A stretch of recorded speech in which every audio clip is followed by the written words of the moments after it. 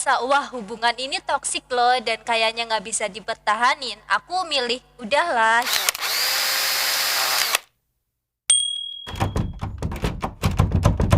Halo, selamat malam semuanya. Selamat datang di channel Altruism Laka-Laka. Dalam episode Semaur Podcast. Tunggal dulur kudu akur bareng Semaur.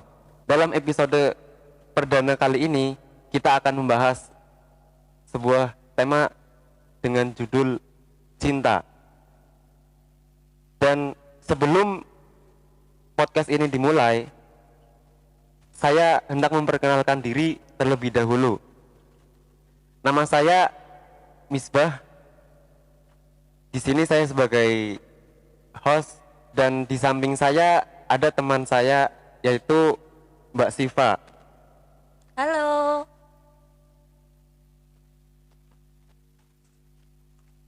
Kita akan membahas sebuah tema cinta karena cinta itu bisa kita rasakan setiap hari, setiap saat. Bisa dirasakan oleh semua orang, semua umat, bahkan dirasakan oleh semua makhluk yang ada di bumi ini. Selanjutnya langsung saja ke narasumber, yaitu Mbak Siva sendiri. Di sini kita akan saling berbagi pengetahuan dan juga pengalaman yang dialami oleh teman saya ini. Menurut Mbak Siva sendiri, cinta itu apa?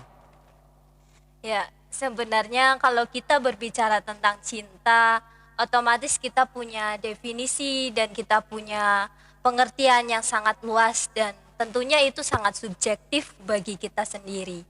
Ya, kalau menurutku cinta itu adalah bahagia dan derita. Artinya, dalam sebuah proses cinta atau sebuah kecintaan atau sebuah hubungan bercinta, itu pasti ada yang namanya bahagia dan ada yang namanya derita. Dan antara keduanya, bahagia dan derita itu mesti saling berhubungan satu sama lain. Ya, begitu mungkin. Jadi cinta itu memiliki definisi menurut orang yang merasakannya itu sendiri. Iya, betul. Karena nggak mungkin definisi saya dengan definisi Mas Misbah sendiri itu sama. Artinya saya memiliki definisi A, tapi Mas Misbah memiliki definisi B. Artinya tidak dapat disamakan satu sama lain definisi cinta itu apa. Ada yang mengartikan cinta itu sebuah tangisan, ada yang mengartikan cinta itu sebuah kenangan, dan lain sebagainya. Sangat menarik. Lalu bagaimana pengalaman cinta yang Mbak Siva sendiri rasakan? Apakah cinta itu bagi Mbak Siva sendiri sesuatu yang sangat dahsyat, anugerah Tuhan yang paling patut kita syukuri, ataukah cinta itu sebuah derita yang tiada akhirnya? Ya, kalau menurut saya sendiri ya, saya bersyukur dan berterima kasih sekali kepada ya pencipta yang kuasa karena telah memberikan hidayah berupa cinta. Kita dapat merasakan cinta itu terhadap sesama, cinta terhadap lingkungan, cinta terhadap orang-orang. Itu adalah sebuah anugerah yang patut kita syukuri. Nah, di sini kalau misal pengalaman saya ya seperti itu ya. Dalam artian Seperti itu gimana? dalam artian ya bahagianya ada, deritanya ada, luka, duka, suka dan cinta itu sendiri juga ada. Artinya dalam sebuah proses cinta saya merasakan banyak sekali rasa-rasa yang sebelum saya mengalami cinta itu ada. Dan kalau misal cinta deritanya tiada akhir itu mungkin satu peribahasa, namun bagi saya bukan, ya. Maksudnya bukan melulu cinta itu derita loh, Mas. Jadi ya dalam cinta itu mesti ada loh yang namanya bahagia, yang namanya suka, yang namanya derita itu nggak mungkin bakalan kita menderita terus, enggak. Pun nggak bakalan bahagia terus. Nah itu, nggak bakalan bahagia terus, nggak bakalan menderita terus. Lantas antara bahagia dan derita yang Mbak Siva rasakan sendiri itu apakah balance atau lebih banyak derita atau bahkan lebih banyak bahagia? Jadi proses kalau misal saya sendiri bercinta nih ya, jujur aja nih ya, mumpung lagi ngobrol-ngobrol gini, udah nggak apa-apa lah Ya kita jujur aja buka-bukaan lah. gitu ya.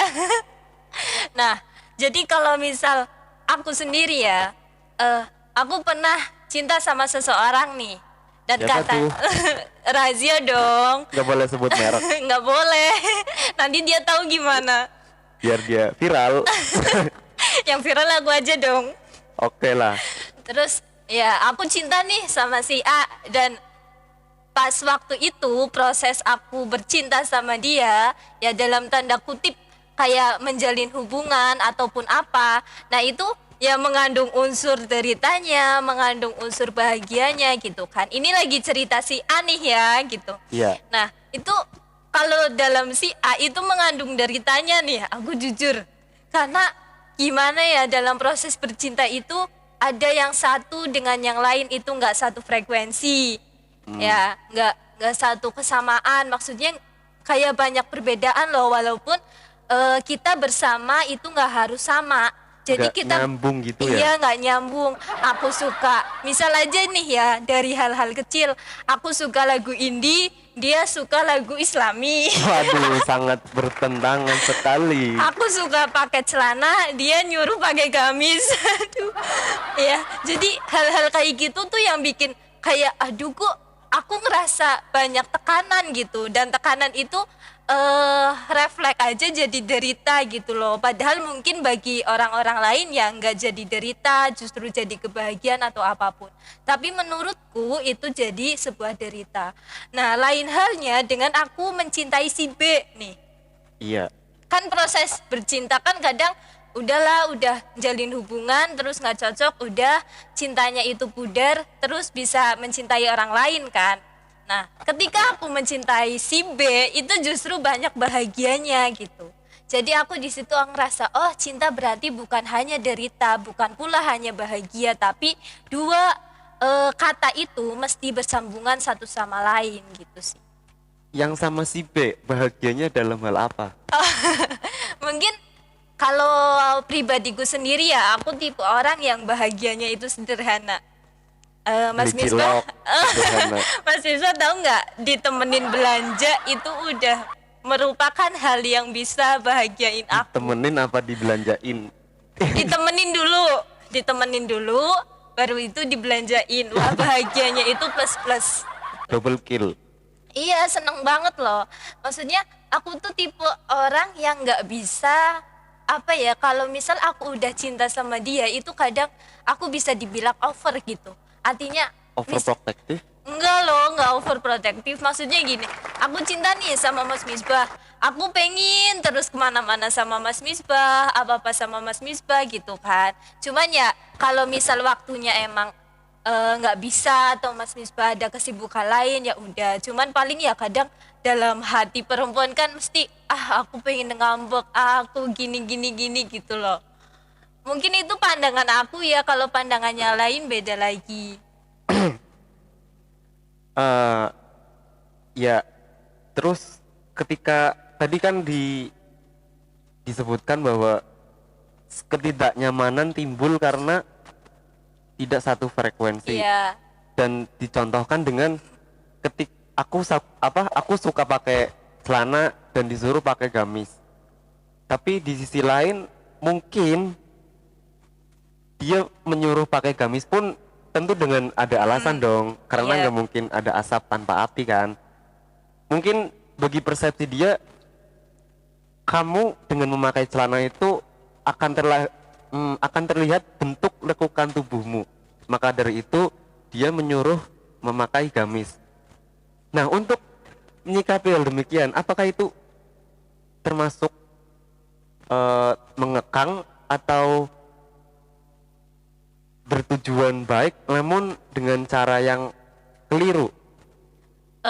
Jadi gimana ya kalau ditanya gitu aku juga bingung sih. Kadang di satu sisi ya misal nih ada dua pemikiran. Satu aku berpikir oh ya dia bener nih nyuruh aku buat pakai gamis gitu kan. Mm-mm. Tapi di sisi lain dengan kepribadianku yang stylenya semacam ini, kehidupan aku yang kayak gini, kadang aku mikir, loh aku tahu kok aku walaupun pakai celana nggak ketat-ketat banget loh. Kayak Heeh. model sekarang ya kulot, cut Peggy. bray, baggy pants itu kan. Nah itu kan nggak membentuk lekuk tubuh gitu kan. Apalagi dengan bodinya aku, tubuhnya aku yang kecil gitu. Aku ngerasa ya udah sih hal itu nyaman-nyaman aja gitu. Kalau pun aku harus pakai gamis mungkin aku bisa, tapi aku nggak bisa istiqomah gitu loh. Artinya nggak bisa tiap Iya, hari aku pakai gamis gitu. karena memang stylishnya pakai celana gitu ya. Iya. eh Terus ketika menanggapi hal semacam itu, jalan tengahnya agar supaya hubungan kalian tetap bertahan itu seperti apa? Kadang nggak itu sih ya nggak nemu jalan tengah, ujung-ujungnya marahan gitu. Ini pengalamanku loh ya, nggak berarti semuanya orang itu Iya. ngerasain hal yang kayak aku. Ujungnya nanti kita saling gini gini gini gini, terus langsung marah-marah-marah dan kayak gitulah intinya cekcok dan lain sebagainya. Nah itu hal-hal kayak gitu yang aku muncul, loh kok aku cinta sama dia, dia cinta sama aku jadinya kayak gini gitu. Tapi itu hanya sama satu orang, entah orang-orang lain juga ngerasain atau enggaknya aku nggak tahu gitu kan. Ini menurut pengalaman pribadiku aja sih.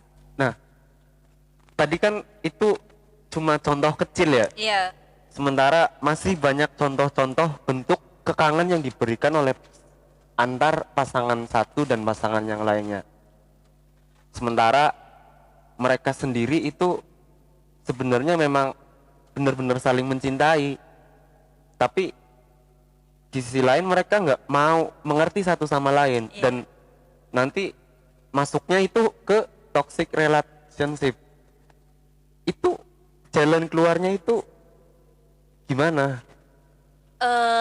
Kalau sepengalamanku nih ya Mas, kan aku pernah ya ngalamin ya aku mencintai, dia mencintai, ibaratnya gitulah. Iya. Walaupun ya sebenarnya kita nggak tahu relate-nya gimana kan ada di kehidupan sendiri-sendiri. Hmm. Ketika aku udah ngerasa wah hubungan ini toksik loh dan kayaknya nggak bisa dipertahanin, aku milih udahlah gitu. Artinya menyudahi semua yang toksik itu bagiku penting sih. Bukan hanya pasangan tapi baik teman-teman deket ataupun yang lainnya itu menurutku penting karena toksik ya udah ada kata toksik itu nggak baik gitu loh. Tapi kalau kembalinya lagi ke cinta, benar-benar mencintai, benar-benar tulus, benar-benar menyayangi, ya mungkin akan balance aja dijalanin gitu.